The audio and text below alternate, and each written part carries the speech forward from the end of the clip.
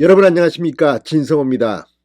수원지검 성남지청이 방금 전 기자단에게 문자 공지를 보냈습니다.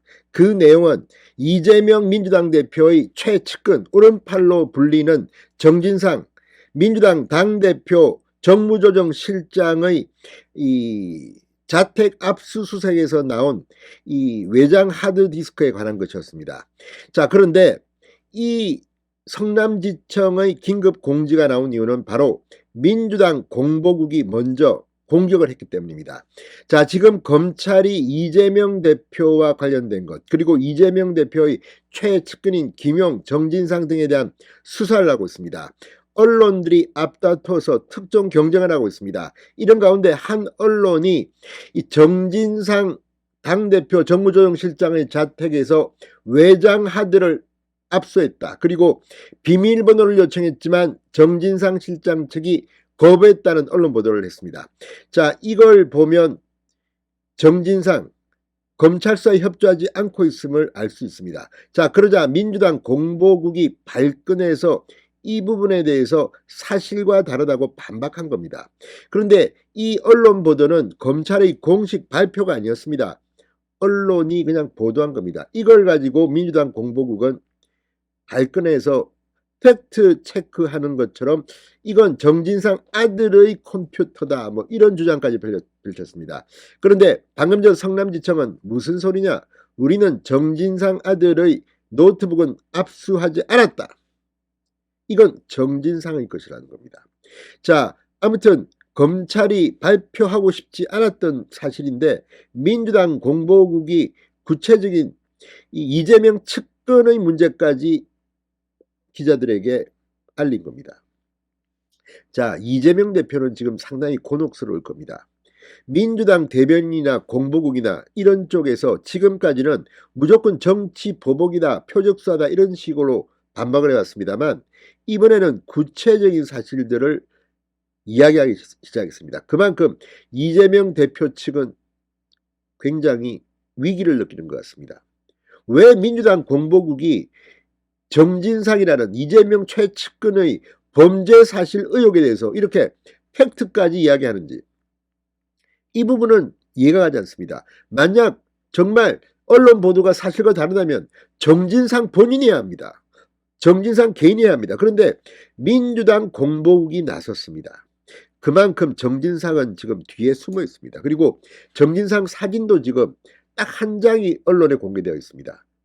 자, 정진상이 얼마나 대단하기에, 노출되면 안 되기에 민주당 공보국이 대표의 정무조정실장의 개인 비리 혐의에 대해서 이렇게 팩트를 이야기하는 건지. 아무튼 민주당 공보국이 이재명 대표의 입 역할을 해야 할 공보국이 이렇게 직접 최측근의 범죄 사실 의혹에 대해서 이렇게 나온 것은 검찰에 걸려들었다고 할 수 있습니다.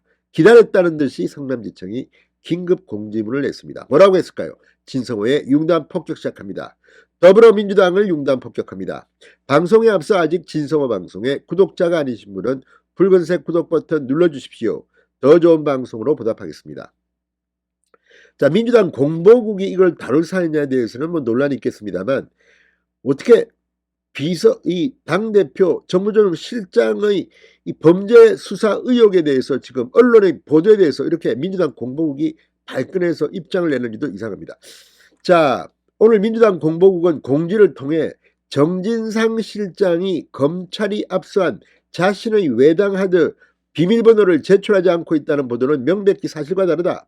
검찰이 압수한 외장하드는 정 실장 아들일 것이며 이는 검찰이 포렌식으로 이를 확인했으므로에도 악의적으로 내용을 왜곡하고 있는 것이라고 했습니다.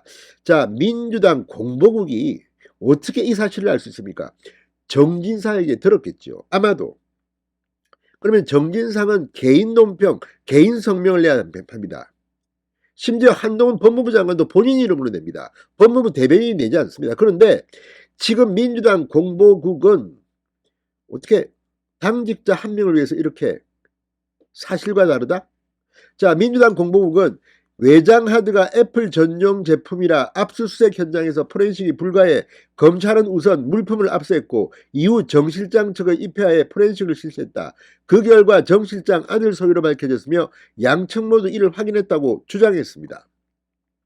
민주당은 즉 외장 하드가 정 실장의 것이라는 주장도 비밀번호를 숨겨 내용 확인이 안 된다는 주장도 모두 사실이 아니다. 수사에 협조 않고 자료 제출을 거부하는 것처럼 보이도록 하려는 검찰의 꼼수다. 피의 사실을 무차별적으로 공표하는 검찰의 행위에 깊은 유감을 표한다고 주장했습니다. 그런데 사실 그럴까요? 자, 성남 FC 후원금 의혹을 수사하는 수원지검 성남지청은 민주당 주장과 관련 바로 공지문을 기자들에게 보냈습니다. 수사 중 사안으로 상세히 확인되기는 어려우나 정진상 실장 주거지에서 압수한 외장 하드 포렌식 과정에서 암호가 걸려있는 사실이 확인되었다.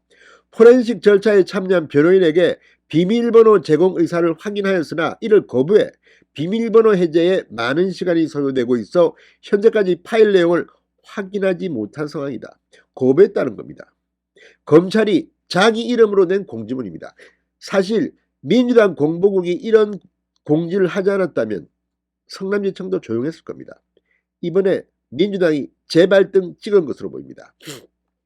검찰은 또 외장 하드와 별도로 압수수색 당시 정진상 실장 측이 아들의 소유라고 주장한 노트북은 압수수색 현장에서 별도로 압수한 바 없다.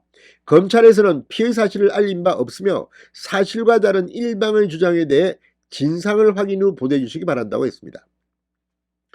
자, 이걸 보면 분명히 비밀번호를 제공하지 않았습니다. 거부 의사를 확인했습니다. 그런데도 민주당 공보국은 이렇게 주장합니다.